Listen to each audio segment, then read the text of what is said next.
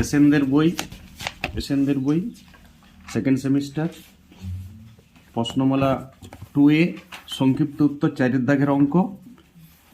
সংক্ষিপ্ত উত্তর প্রতিটির মান 4।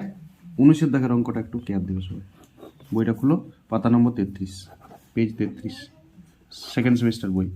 19 দাগের অঙ্কটা, একটা আলোক রশ্মি পি 1,2 বিন্দু থেকে এসে এক্স অক্ষ অবস্থিত এই বিন্দুতে প্রতিফলিত হয়ে 5,3 বিন্দুগামী প্রতিফলিত হয়েছে। তাহলে 1,2 বিন্দু থেকে আসছে, 5,3 বিন্দুতে ঘুরিয়েছে। এটা অক্ষর উপর রাখিছি। তো দেখো এই বিন্দুর স্থানাঙ্ক, এটা পি বিন্দু থেকে আসছে 1,2 আর 5,3 বিন্দুটাতে কিউ বিন্দুতে ঘুরিয়েছে। তাহলে আমি ধরি এ বিন্দুর স্থানাঙ্ক a,0 ধরে নিয়েছি, a,0। তুমিও ধরে নাও a,0। তাহলে বলো প্রতিফলনের ফিজিক্সের সূত্র থেকে জানি এই পি বিন্দুর প্রতিবিম্বটা এইদিকে পড়বে। এটা প্রথম পাদ যদি হয়, যেহেতু সব প্লাস ফর্মে আছে বিন্দুগুলো, তাহলে এটা চতুর্থ পাদ। এই বিন্দুটা নিশ্চয়ই 1,-2 হবে, গ্যারেন্টি। এটা বুঝছো তো? 1,2 এর প্রতিবিম্ব -1,2 হবে, কারণ এইখান থেকে এইটা দূরত্ব 2, এদিকেও 2 দূরত্ব হবে, কিন্তু এটা ওয়াই অক্ষের নেগেটিভ পাদ, ফলে -2 হচ্ছে। ঠিক আছে? তাহলে বলো এই সরলরেখাটার সমীকরণ কত? এইটাকে আমি ধরেছি পি ড্যাশ বিন্দু। তাহলে বলো পি ড্যাশ কিউ সরলরেখার সমীকরণ। দেখো পি, একটু উঠাও উপর থেকে, পি ড্যাশ কিউ সরলরেখার সমীকরণ।